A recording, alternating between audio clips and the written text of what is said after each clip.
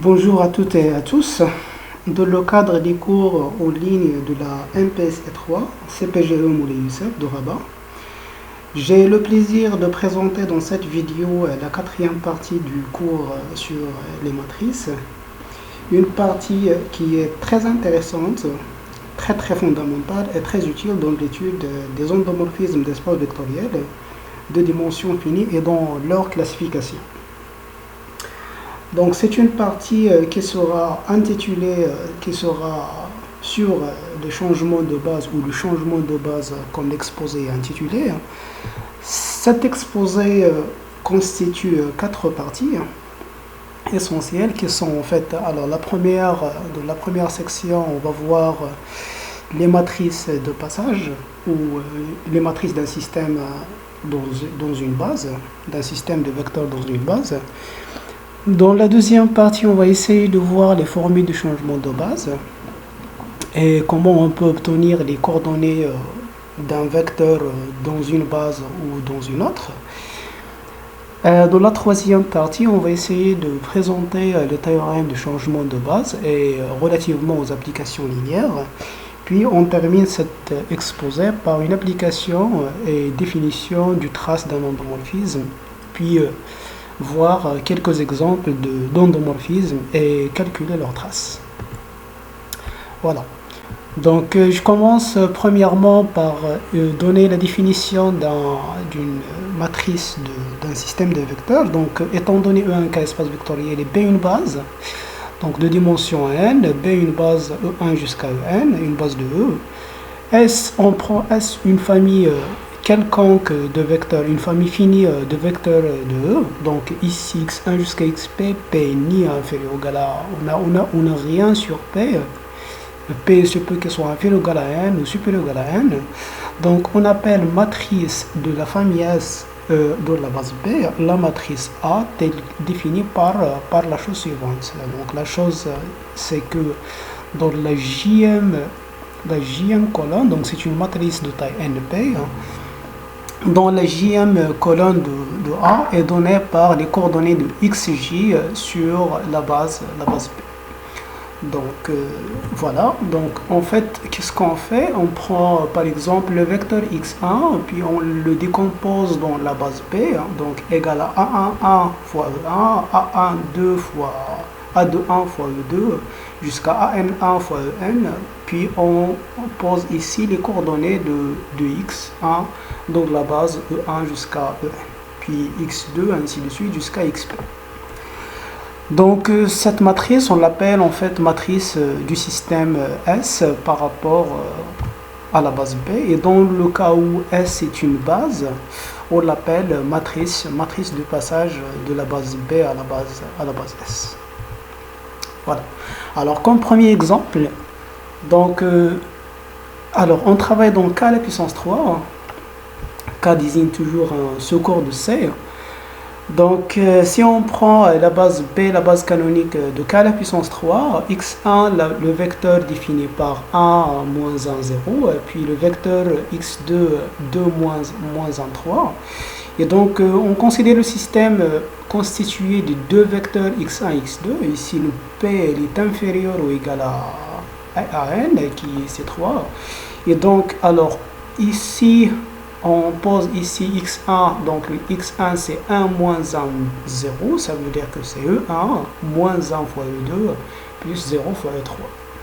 Et donc, et aussi pour x2, donc x2 c'est 2x1, 2e1 moins 1 xe2 plus 3x plus 3e3.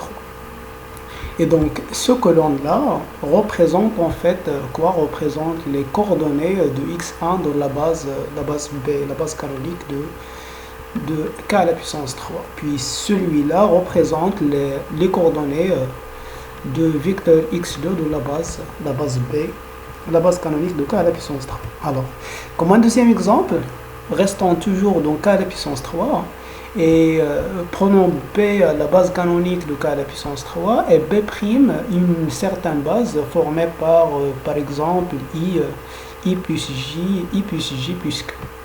Donc on peut vérifier facilement que c'est une base. B' est une base de K à la puissance 3. Et imaginons qu'on voulait déterminer la matrice de la famille S, la même famille x1, x2, dans la base B'. Alors qu'est-ce qu'on va faire? On va prendre x1 qui est i moins j, alors qui est 1 moins 1, ça veut dire i moins j. Et il faut l'exprimer dans cette base, donc c'est 2i moins i plus j, ça veut dire qu'elle a la coordonnée 2 moins 1, puis 0, 2 moins 1, puis 0, puis x2, on l'exprime comme ça, donc on fait un petit calcul, on détermine les coordonnées, donc ici les coordonnées sont 3, moins 4, 3. Voilà. Et on pose les coordonnées ici, donc ça c'est la matrice de passage de B'S. Voilà. Alors comme interprétation, qu'est-ce que c'est que cette matrice en fait de passage, ou cette matrice du système S dans la base P? Alors ce n'est autre en fait que la matrice, cette matrice n'est autre que la matrice d'une application linéaire F de K à la puissance P dans E, relativement à la base B' qui est la base canonique de K à la puissance P, et B la base de départ de E.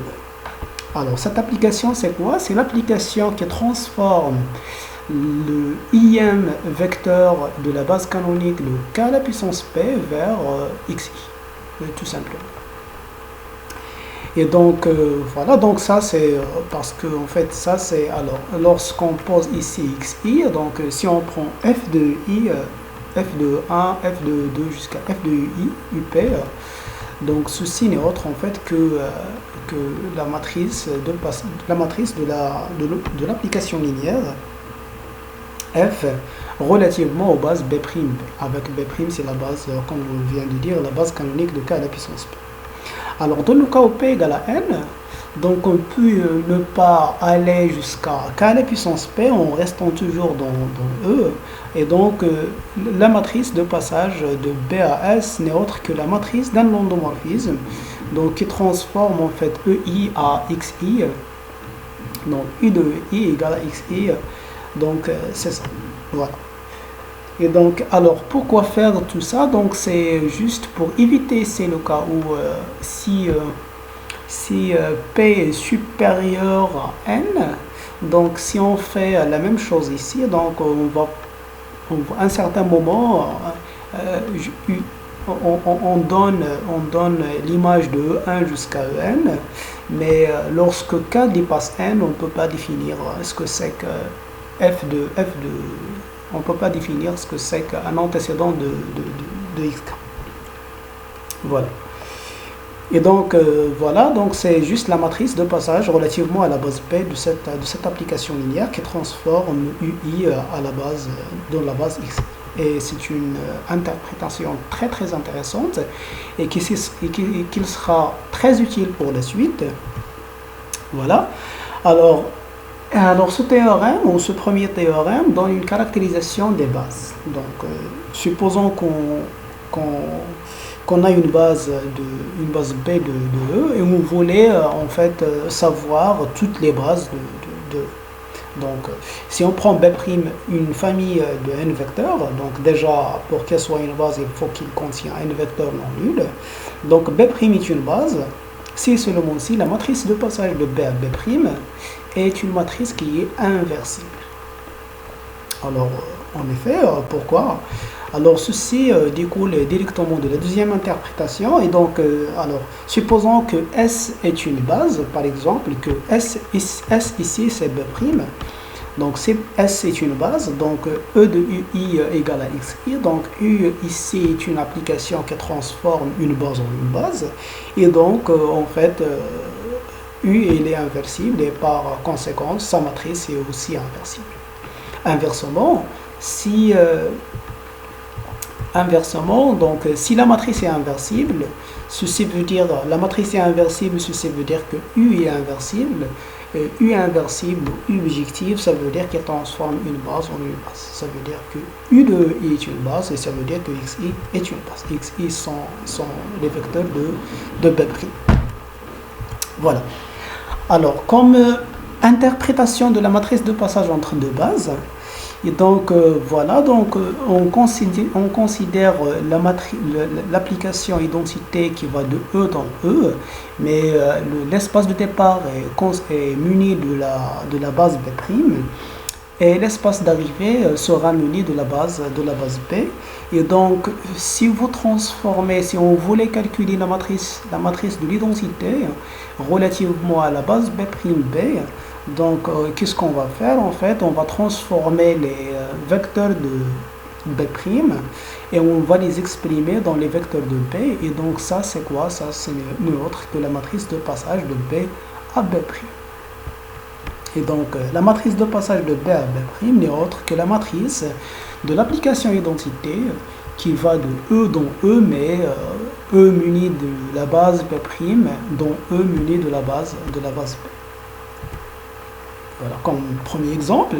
Donc, supposons par exemple qu'on a B, la base canonique de K à la puissance 3, et B', la base qu'on vient de considérer.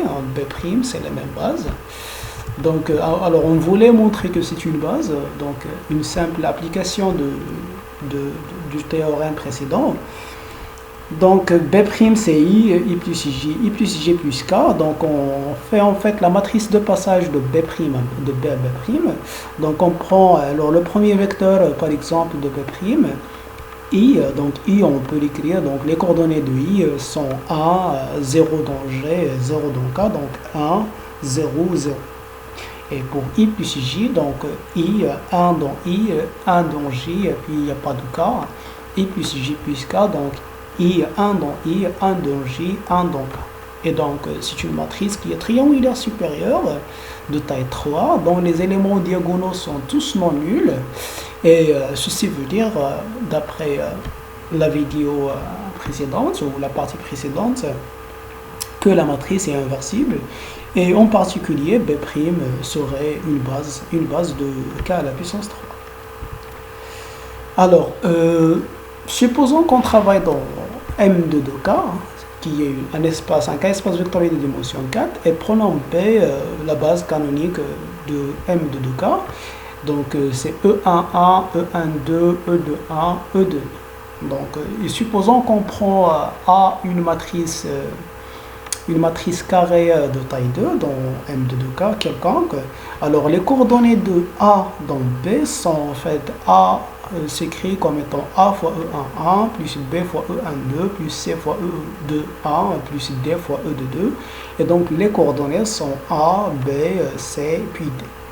Alors, supposons qu'on a en fait juste une permutation entre les éléments de base. Donc, on considère comme premier axe E de 1, celui dirigé par E de 1, puis le deuxième axe c'est celui dirigé par E11, puis le troisième c'est E12, puis le quatrième axe c'est l'axe dirigé par le vecteur E1, E12.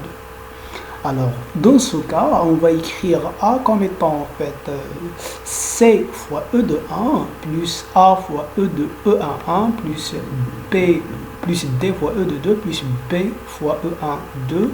Et donc, les coordonnées de A dans cette base sont C, A, D, B. Pourquoi? Parce qu'en fait, ici, lorsqu'on fixe une base,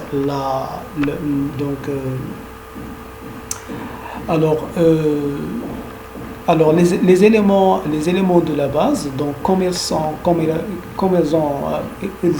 considérés, est très important. Donc l'ordre est très important ici. Alors la matrice de passage, donc B' ici c'est une base, c'est clair, parce que B' c'est juste une permutation des éléments de B. Et donc, alors, la matrice de passage de B à B' n'est autre en fait que 0, 0, 1, 0. Donc, E de 1, c'est E de 1, donc c'est la troisième vecteur. Puis E1, 1, c'est E1, 1, c'est le premier vecteur. Puis E de 2, c'est 0, 0, 1. Puis 0, 1, 0, 0, ça c'est E1, 2. E1, 2. D'accord? Et donc c'est une matrice dont si on voulait montrer que c'est inversible, ça c'est un petit peu compliqué, mais via cette caractérisation, donc on peut voir que cette matrice-là est une matrice qui est inversible. Alors c'est compliqué, c'est pourquoi? C'est parce que la taille 4,4 et on n'a pas, jusqu'à le moment, on n'a pas euh, de critères faciles pour dire en fait est-ce que la matrice est inversible ou pas. Par exemple, le déterminant, on n'a pas encore traité le cours sur les déterminants et du coup on ne peut pas dire si la matrice est inversible et ou pas. Donc une matrice de taille 4,4 pour montrer qu'elle est inversible, ça c'est un petit peu compliqué. Alors comme dernière application, donc si on dispose de trois bases, B, B', B seconde, trois bases de E, alors la matrice de passage de B' à B est l'inverse de la matrice de passage de B à B', ça c'est, voilà. Puis la matrice de passage de B à B seconde, on dispose ici d'une relation de Schall, si vous voyez, d'une relation de Schall. Donc la matrice de passage de B à B seconde, donc on passe par B', puis de B', donc de B à B', puis de B' à B seconde. Donc c'est une relation de Schall. Alors pour voir la première, donc on écrit juste l'interprétation. Pour l'interprétation, ce que c'est que la matrice de passage de B' à B n'est autre en fait que la matrice de l'identité de B à B à B'. Donc ici, il faut faire très très attention. Alors la matrice de passage de B' à B, donc c'est juste la matrice de l'identité de B à B', donc on les inverse. Puis l'identité moins 1, c'est juste l'identité, et ça c'est, alors la matrice de F moins 1, c'est la matrice de F, le tout moins 1. Donc on utilise cette propriété-là, mais ici l'identité moins 1 n'est autre que l'identité, et du coup ça c'est la matrice de l'identité dans la base, relativement à la base B', B, qui est la matrice de passage de B à B'. Alors on les inverse, comme je viens de dire, puis moins 1, moins 1. Alors ceci prouve le premier point, puis le deuxième point n'est autre en fait qu'une petite remarque. Il faut remarquer que ceci n'est autre que la matrice du composé de l'identité de la base de E muni de la base B seconde vers E muni de la base B', dans E muni de la base B. Voilà, donc alors on passe à la deuxième partie. Et donc, supposons qu'on dispose par exemple de deux bases, dont E, et d'un vecteur X, dont E, et on a par exemple deux personnes qui veulent en fait calculer ou déterminer les coordonnées de X. Alors, quelqu'un va choisir B, et il va calculer les coordonnées de X relativement à la base B, mais l'autre, il ne va pas nécessairement choisir la base B, il va choisir par exemple la base B'. Mais voilà, donc quelqu'un va trouver un vecteur colonne, une matrice colonne X, puis un autre va trouver une matrice ou un vecteur colonne X'. Et on voulait en fait trouver une relation ou un lien entre X et X'. D'accord? Donc voilà, donc considérons par exemple ici la matrice identité de la base E de E dans E menu de la base B' dans E menu de la base B. Et donc on sait en fait que la matrice de l'identité de B'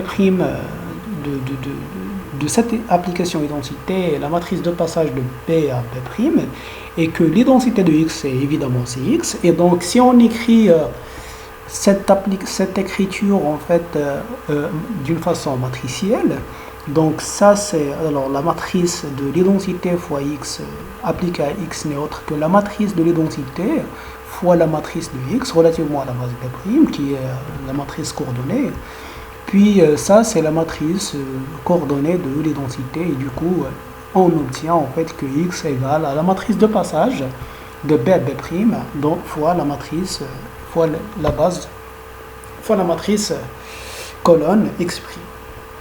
Et donc, voilà, donc qu'est-ce qu'on obtient finalement? Que X n'est autre que la matrice de passage de B à B' fois la matrice du vecteur X dans la base B'. Donc, on peut retenir ça comme ça. Donc, la matrice de X dans B n'est autre que la matrice de l'identité de B' fois la matrice de X dans B'. Donc B égale à B, B', B'. Puis inversement, B' également égale B', B, puis B. Voilà. Alors, la formule changement de base, donc on peut énoncer un théorème. Ici, un théorème, le théorème c'est la formule changement de base, donc c'est celle-là la formule en rouge. Et donc, c'est ce qu'on vient de dire, supposons qu'on dispose de deux bases différentes, B, B' dans du même espace, E, et on voulait voir en fait le lien entre les coordonnées d'un vecteur X relativement à la base B, puis les coordonnées d'un vecteur X', du même vecteur X, relativement à la base B'. Donc on a X, c'est la matrice de passage de B' fois X', et X' c'est la matrice de passage de B' à B fois X. Voilà. Alors comme exemple, supposons par exemple que B est la matrice et la base canonique du polynôme de degré inférieur à 3, et on pose B', cette famille-là.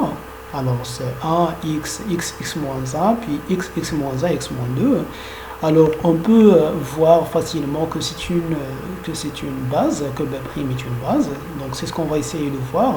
Et on voulait en fait, si on voulait par exemple calculer les coordonnées d'un vecteur quelconque, d'une matrice quelconque de taille de degré inférieur à 3, de la base B', alors en effet, donc pour calculer la matrice de passage de B à B, donc qu'est-ce qu'il faut faire en fait? Il faut exprimer les éléments de B', dont les éléments de B, et du coup, donc, alors le premier vecteur, c'est le premier vecteur de 1, donc 1 égale à 1, ça veut dire que les coordonnées de 1 sont 1, 0, 0, 0, puis x égale à x, donc les coordonnées de x sont 0, 1, 0, 0, puis x carré, on peut l'écrire en fait comme étant x fois x carré, x moins 1 plus x, donc les coordonnées de B, donc B', pardon, et donc x carré, alors on peut l'écrire comme ça, et du coup, alors les coordonnées sont 0, alors il n'y a pas de 1, il n'y a pas de terme constant,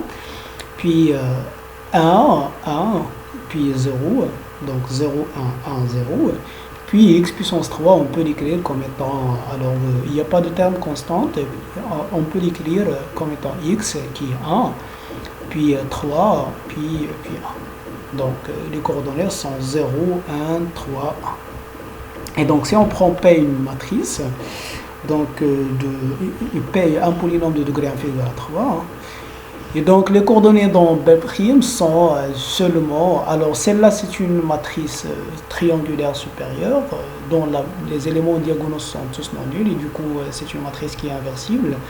Donc B' c'est une base de K3 de X, et donc les coordonnées de P dans B' sont la matrice de passage fois les coordonnées de P dans B. Et donc, par un simple calcul, il faut calculer juste ceci, le produit de cette matrice fois la matrice colonne A0, A1, A2, A3. On trouve que les coordonnées sont exactement cette matrice colonne. Voilà. Alors, on passe à la troisième partie qui constituera en fait, qui est une partie sur les changements de base et applications linéaires, et lien avec les applications linéaires. Donc, supposons par exemple qu'on dispose d'une application linéaire d'un K-espace vectoriel E dans un K-espace vectoriel F de dimension finie, et qu'on a dans F deux bases, B1, B2, et dans F lui-même aussi deux bases, B', dans E, B1, B'A, et dans F, B2, B'2. Deux bases dans E, deux bases dans F. Alors, si je vous demande par exemple de calculer, de me donner une matrice de F relativement, alors une matrice de F, d'une application linéaire F de E dans F, alors il y a quelqu'un d'entre vous qui va par exemple choisir la matrice alors de B1 de F relativement à la base de B1, B2, et il y a ceux qui vont choisir les bases B'1, B'2, ou la base B1, B'2, ou la base B'1, B2, bon, n'importe quel choix. Et donc, Alors, donc l'objectif ici, c'est de voir en fait aussi le lien entre ces deux matrices. Donc, comme on vient de faire pour les vecteurs, donc si on se donne x un vecteur, on peut calculer dans deux bases différentes, on peut calculer les coordonnées dans la base B, puis on peut calculer les coordonnées dans la base B'. Et donc c'est vraiment la même chose ici. Alors étant donné f une application linéaire, on peut calculer ici la matrice de f relativement à la base B1, B2, puis on peut calculer également la matrice de f relativement à la base B1', B2'.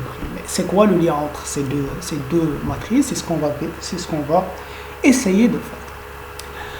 Alors, pour calculer la matrice de f relativement à n'importe quelle base, donc on prend par exemple un vecteur x quelconque de e et y son image. Donc on prend x, la matrice coordonnée de x dans BA, exprime les coordonnées de x dans B'A, puis y, grand Y, c'est la matrice coordonnée de f de x dans B2, puis y'2, y' c'est la matrice de f de x, la matrice coordonnée de f de x dans B'. Et donc, qu'est-ce que ça veut dire alors? En traduisant, qu'est-ce que ça veut dire? Y égale à f de x, matriciellement, alors ceci veut dire que y, donc dans y, qui est la matrice de B2, donc c'est la matrice de f relativement à la base B1, B2 fois la matrice de x relativement à la base B1. Et donc voilà, donc x, mais x ici on utilise ce qu'on vient de voir dans la dernière partie. Donc x n'est autre que la matrice de passage de B1, B'A dans la matrice de B1 de x, dans B'A de x. Donc grand X n'est autre que la matrice de passage de B1, B'A fois X'. Et on a aussi Y n'est autre en fait, ou Y' n'est autre que la matrice de passage de B', de B2 fois Y. Donc de la même façon, alors on pose Y', alors on fait une substitution ici, alors on trouve en fait que Y', donc alors on remplace ici Y par sa valeur, on trouve que Y' égale en fait à la matrice de passage de B'2 dans la base B2 fois la matrice A fois la matrice de passage de B1 dans B'A fois X'. Donc ça c'est quoi? Donc ceci va être quoi? Va être la matrice de f relativement à la base B'1, B'2, parce que y ici il est exprimé dans B'2 et x' ici est exprimé dans B'1, et ça c'est l'action de f sur x et y. Voilà. Et donc y' égale à ceci, et donc on obtient en fait que A', la matrice de passage, la matrice de f relativement à la base B'1, B'2 n'est autre que la matrice, l'inverse de la matrice de passage de B2 à B'2 fois la matrice A fois la matrice A c'est la matrice de f relativement à la base B1, B2 fois la matrice de passage de B1, B'. D'accord? Donc voilà. Et donc on peut en fait énoncer le théorème ainsi. Donc le théorème dit que si on dispose de deux bases dans E, et P représente la matrice de passage de B1, B'A, et deux bases de F, et Q représente la matrice de passage de B2 à B'2, alors la matrice de l'application linéaire F dans la base B'1, B'2 n'est autre que l'inverse de Q fois la matrice de F relativement à la base B1, B2 fois P, fois la matrice de passage de B1 à B'A. D'accord? Donc la preuve, c'est ce qu'on vient d'expliquer avant. Alors ceci nous mène en fait à une définition. Alors la définition, c'est la définition de deux matrices équivalentes. Donc on dit que deux matrices de même taille sont équivalentes s'il existe P, alors une matrice inversible de taille P, Q une matrice inversible de taille N. C'est juste pour faire ici de la multiplication, pour que la multiplication soit bien définie, parce que P ici de taille N, P. Donc si on voulait multiplier à droite, il faut que la matrice soit de taille P fois quelque chose. Et puis, puisque la matrice est inversible, donc il faut qu'elle soit de taille P. Donc, puis ici, pour faire la multiplication à droite, donc il faut que la matrice soit de taille quelque chose n, puisque la matrice est inversible, il faut qu'elle soit de taille n. Il faut qu'elle soit inversible. Pour qu'elle soit inversible, il faut qu'elle soit carrée. Et donc, on va dire que deux matrices A et B sont équivalentes si ils vérifient cette équation. D'accord? Donc, comme remarque ou explication de cette relation-là, donc ce qu'on vient de dire, ce qu'on vient de faire en fait ici, c'est de définir une relation. Donc, la relation A est équivalente à B est une relation d'équivalence sur MNP. Donc, c'est une vraie relation d'équivalence. Et deux matrices sont équivalentes si seulement si elles représentent la même application linéaire dans des bases différentes. Et les matrices ici P et Q ne sont que les matrices de passage relatives dans les bases, d'accord, entre les bases. Donc ce sont juste les matrices de passage entre les bases de F et les bases de F et les bases de E. Voilà. Et donc, alors, ceci veut dire quoi? Que la classe d'équivalence relativement à cette relation d'équivalence, donc une classe d'équivalence représente quoi? Représente l'ensemble des matrices d'une application linéaire relativement, de E dans F relativement à des bases. Voilà. Alors, donc, pour le cas très intéressant et très utile par la suite, c'est le cas des endomorphismes. Donc, supposons voilà, qu'on dispose d'un espace vectoriel E et dans lequel on a deux bases, B et B', et on voulait voir une relation entre la matrice de F relativement à la base B et la matrice de F relativement à la base B'. Et donc, ceci, c'est quoi? Ceci, donc la matrice de F relativement à la base B' n'est autre que P-1, qui est la matrice de passage de B' à B, fois A fois P, qui est la matrice de passage de B à B'. Donc, B' égale à quoi? Égale à B', B, B, B, B, B'. C'est tout. Donc, ceci découle de quoi? Ceci découle en fait du théorème, de ce théorème, juste par prendre F égale à E et BA égale à B2 et B'A égale à B'2. Donc on peut tirer facilement que Q-1 n'est autre que Q égale à P. C'est tout. Donc P c'est la matrice de B1 à B'A. Et donc si B égale à B2, donc Q n'est autre que P. Donc la matrice de passage de B2 à B'2, il y a B1 à B'A et du coup Q égale à P. Et ceci nous mène en fait à une autre définition, autre que celle-là, autre que la définition des matrices équivalentes. Donc ce sont les matrices semblables qu'on va voir par la suite. Mais avant, laissons-nous voir un petit exemple de calcul. Donc supposons qu'on dispose de la base canonique de k à la puissance 2, k carré, et f une application linéaire, un endomorphisme de k carré défini par sa matrice dans la base P, qui est la matrice donnée par ça, 2, moins 1, moins 1, 2. Et on dispose de deux vecteurs, U1 et U2, définis comme suit. D'accord?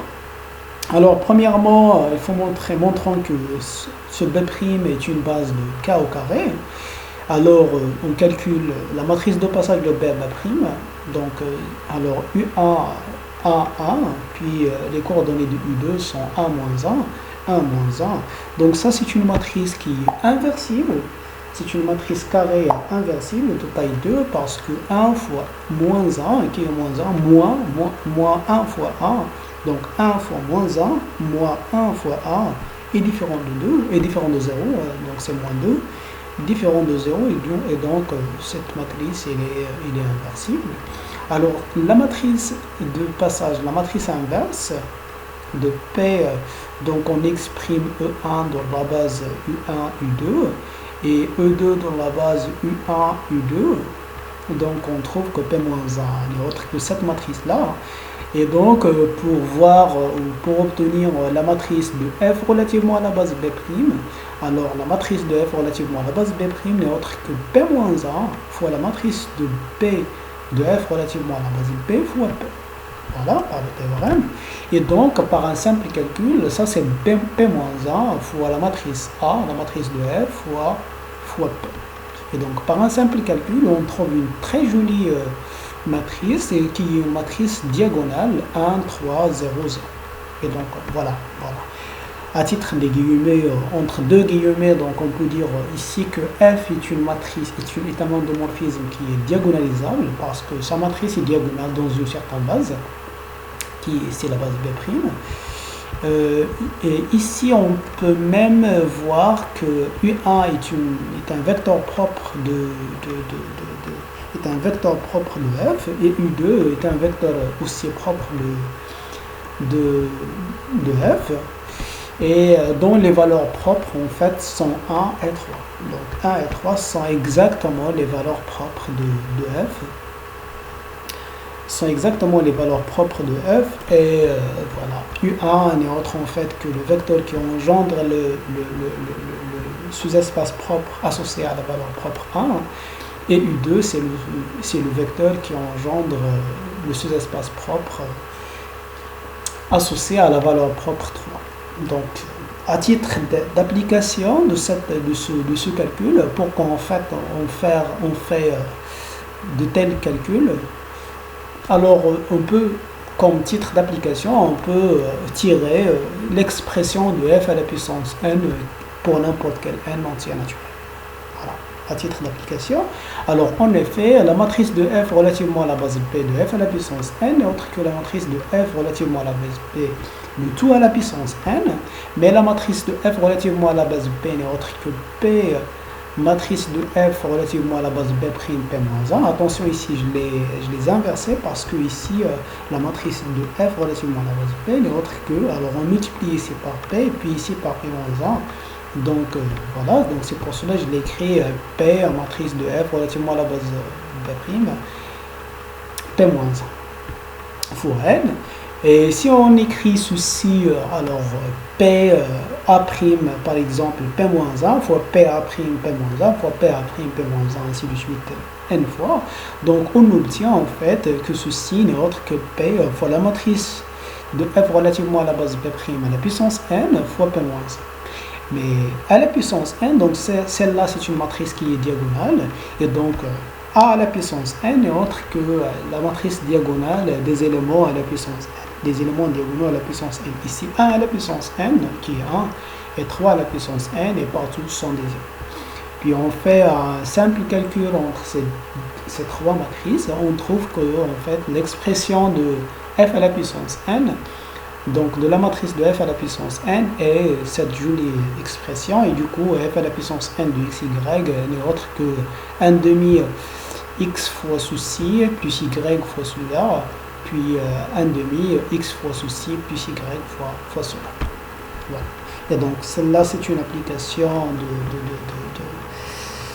de cette diagonalisation, on va dire. Et même on peut même aller à calculer par exemple l'exponentielle de f ou un polynôme de f très facilement juste par ça. D'accord? Voilà. Alors, je viens à la définition dont je viens de parler.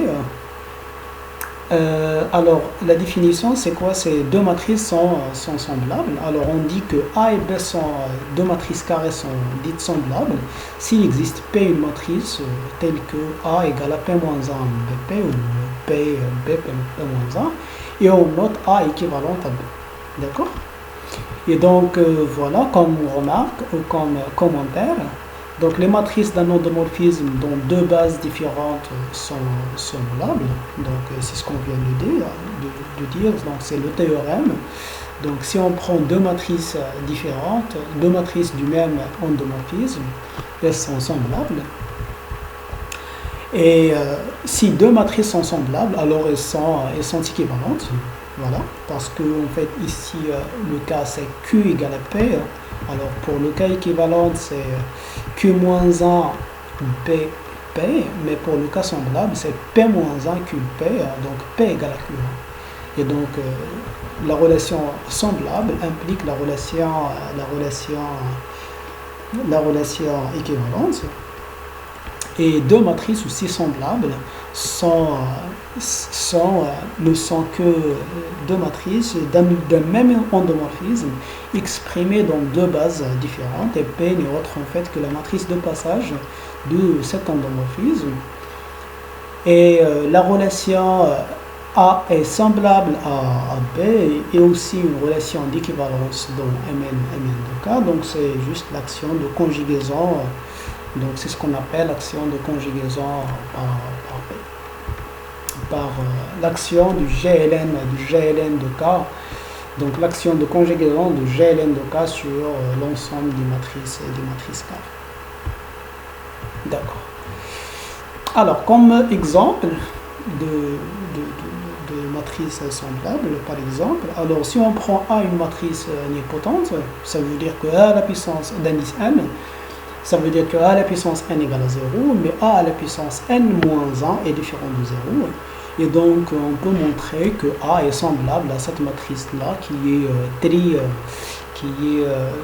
triangulaire inférieure, mais qui contient en fait dans la sous-diagonale que des 1, puis des 0 partout. D'accord? En effet. Alors, si on prend F, l'endomorphisme canoniquement associé à A, alors f est nilpotent et serait nilpotent parce que f à la puissance k de x n'est autre que a à la puissance k fois x, parce que la matrice de f à la puissance k n'est autre que la matrice de f de tout à la puissance k.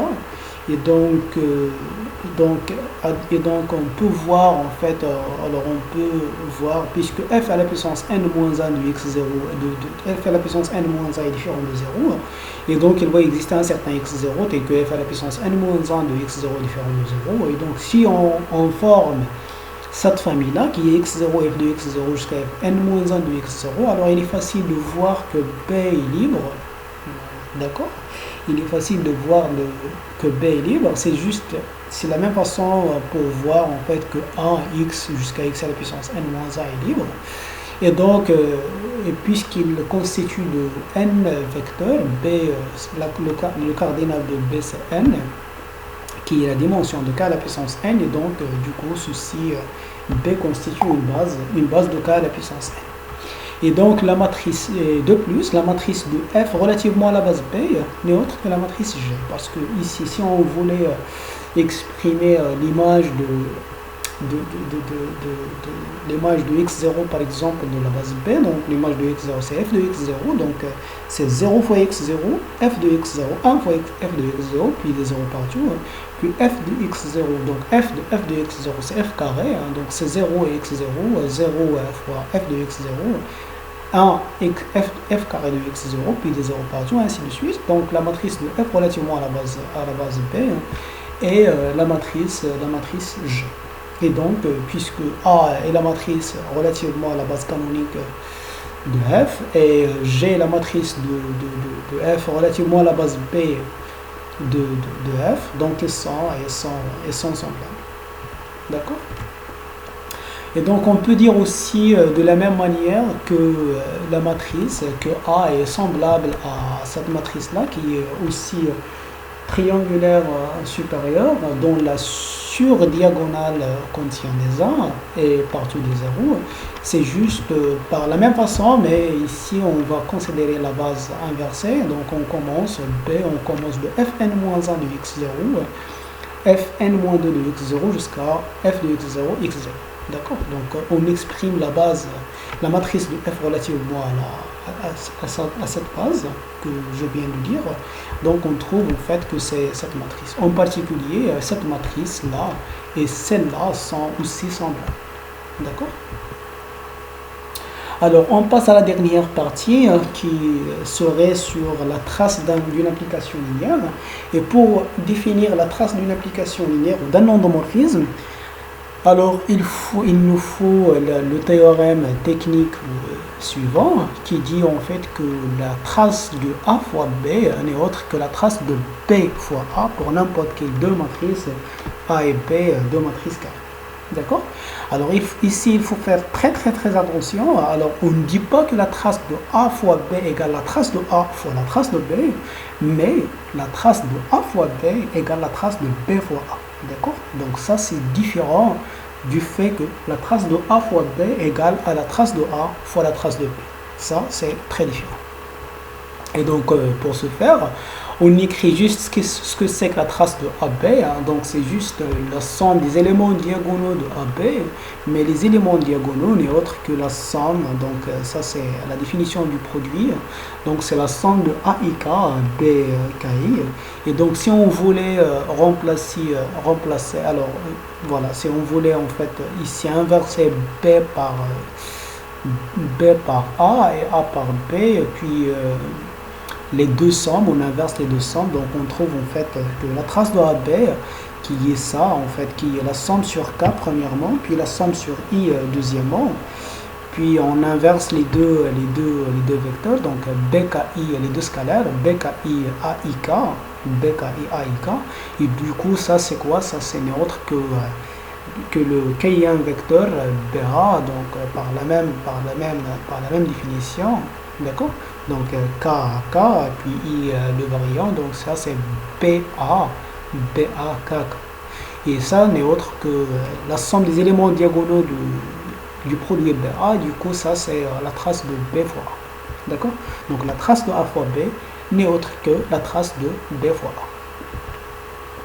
Et donc par conséquence, la trace d'une matrice A est égale à la trace des éléments P-1 fois A fois P. Donc, on va dire en fait ici que la classe d'équivalence relativement à la relation d'équivalence semblable, donc ils ont la même trace. Donc, ce sont les matrices qu'ils ont la même trace. Bon, nécessairement, ils ont la même trace, mais ce ne sont pas les seuls. Ce ne sont pas les seuls. Voilà, donc il n'y a pas ainsi seulement si ce que je veux dire. Donc ça c'est quoi? Ça c'est juste une conséquence. Trace de P-1 à P n'est autre que trace de par exemple P-1 fois P fois A. Donc c'est trace de A. D'accord? Et donc supposons maintenant qu'on dispose de E un cas espace vectoriel de dimension n et B et deux bases, donc B, B', deux bases de E, et on a la matrice de F relativement à la base B, notée A, et la matrice de F relativement à la base B', notée A'.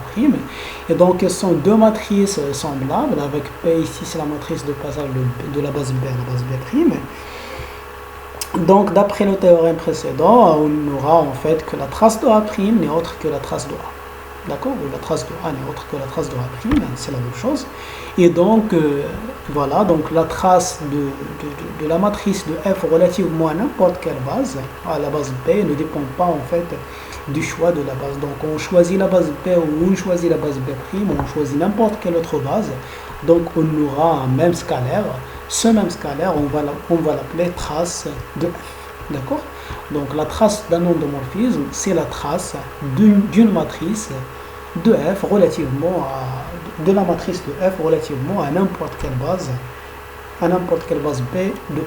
Donc c'est une définition qui ne dépend pas du choix de la base B. Donc tu choisis la base B ou la base B' ou la base B seconde, n'importe quelle base de E, tu trouves vers la fin que la matrice de F relativement à cette base choisie a la même trace. Les matrices de F relativement aux bases, à n'importe quelle base, ils ont la même trace parce qu'ils sont tous semblables. D'accord? Et donc, alors ce qu'on peut tirer de ça, c'est que la trace alors de ça et de ce théorème, et le fait que la trace de F rangée, alors si F est un endomorphisme, en fait, alors l'application trace déjà est une forme linéaire non nulle, dans l'ensemble des endomorphismes. Donc il prend un endomorphisme, on finit lui associer un scalaire, et donc c'est une application, c'est une forme linéaire non nulle sur L de E et qui vérifie en fait la trace de f rond G égale à la trace de G rond F. D'accord? Alors en effet, on prend B une base quelconque de E, et A la matrice de F relativement à la base P, et C la matrice de F relativement à la base G. Et du coup, alors, on a par définition la trace de F plus G, c'est la trace de la matrice de F plus G de la base P. Et donc, ça, la matrice de F plus G n'est autre que la matrice de F plus la matrice de G.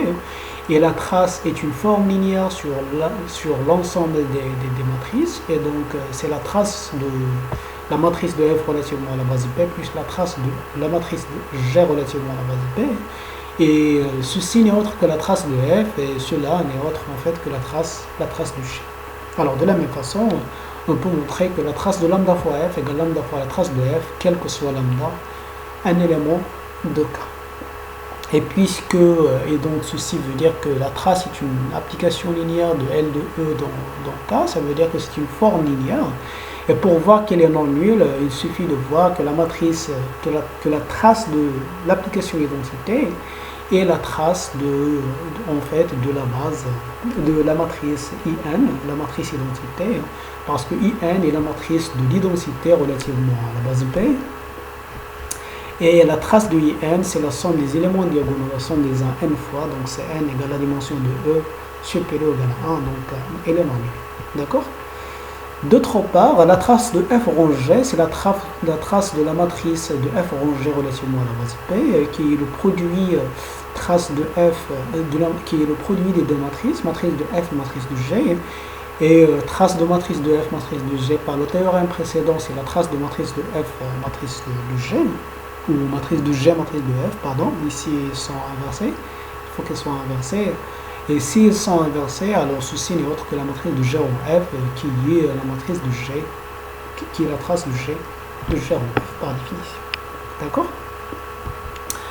Ok, alors comme exemple, donc la trace d'un projecteur, donc si E a un K espace vectoriel de dimension n, et P a un projecteur de E, alors la trace du projecteur, c'est le rang de P. Alors en effet, alors, on revient vers le cours sur les applications linéaires. Donc, P est un projecteur, c'est seulement si on peut écrire E comme somme directe du noyau de P et de l'image de P.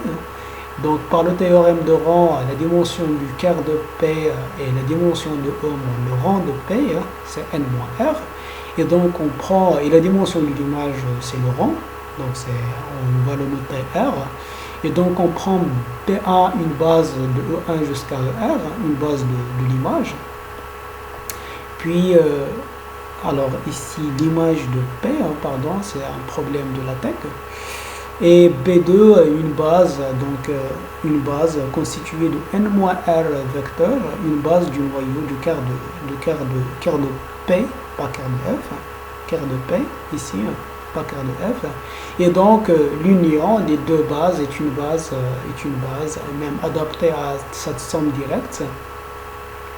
C'est une base de E, et dans la matrice, alors dans la matrice de P relativement à la base P et la matrice donnée ainsi, alors P de E1 en effet, P de E1 égale à E1, donc E1 puis des zéros, P de E2 égale à E2 parce que E2 dans l'image et P est une projection, donc P de E2 égale à E2, ainsi de suite. Donc P de EK égale à EK, quel que soit K inférieur égal à R, et donc on transfère EK vers EK. Donc on fait ici P de EJ, puis ici sont les EJ, d'accord? Donc P de EK égale à EK, donc on obtient ici R fois donc la matrice identité R ici, puis P de ER plus 1 jusqu'à P de EN égale à 0 parce que ER plus 1 jusqu'à EN sont des éléments du cœur de P. Donc voilà, donc P de ER plus 1 égale à 0, P de R plus 2 égale à 0, pardon. Et donc on obtient en fait que la matrice de P relativement à la base P est cette matrice là, avec le 1 ici est répété R fois. D'accord?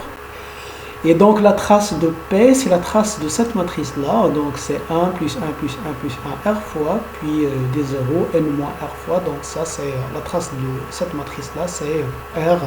Et R n'est autre que le rang de P. D'accord? Donc on revient aussi vers les applications linéaires, le cours sur les applications linéaires. Alors on peut voir en fait à titre d'exercice que si S est une symétrie ou une évolution d'un cas espace vectoriel de dimension finie, alors la trace de S n'est autre que la dimension du quart de S moins l'identité moins la dimension du quart de S plus l'identité. Alors comme j'ai signalé dans le cours que en fait par la même façon en fait, alors on écrit E comme étant quart de S moins l'identité plus quart de S plus l'identité, et donc en fait on obtient alors que la matrice de F de S relativement à une base B, à une base de quart de S moins l'identité puis une base de quart de S plus l'identité est égale en fait à 1, 1, 1, 1, ici S moins l'identité, donc 1, 1, 1, 1, puis ici moins 1, moins 1, moins 1, et donc on obtient en fait ici le nombre des éléments, puis le nombre des 1 c'est la dimension de quart de S moins l'identité, puis le nombre de moins 1 c'est la dimension de quart de S plus l'identité. Donc je vais laisser ça en exercice simple, ou également par passage, par passage également entre la relation entre une symétrie et une projection. Donc on peut faire même ceci. Alors on sait ce que c'est que le quart de S moins l'identité par rapport à la projection et quart de S plus l'identité par rapport à la projection. Donc ça c'est l'image, c'est la dimension de l'image, et ça c'est la dimension ça c'est le noyau de la projection canoniquement associée à la symétrie. D'accord. Alors aussi comme application, comme dernière application, alors la trace d'un endomorphisme nilpotent d'indice n égale à 0. Donc un endomorphisme nilpotent d'indice n, qui est la dimension de E, est de trace n. En effet, alors comme on vient de voir, alors si f est un endomorphisme nilpotent d'indice de nilpotence n, alors sa matrice est donc la matrice de f est semblable à J, et donc la trace de f, ou f, la matrice de f relativement à une certaine base est J, et cette matrice, d'accord, dont les sous-diagonales sont les 1, donc c'est l'exemple qu'on avait traité. Donc c'est cet exemple-là, ou celle-là, ou cette matrice-là. Donc on peut prendre n'importe quelle matrice entre les deux. Et donc on peut voir en fait que la trace de G en fait, qui est la trace de F, égale à la somme des zéros. Les éléments diagonaux sont tous nuls, donc égale à 0. Donc c'est tout pour aujourd'hui. Je vous remercie pour votre attention et merci.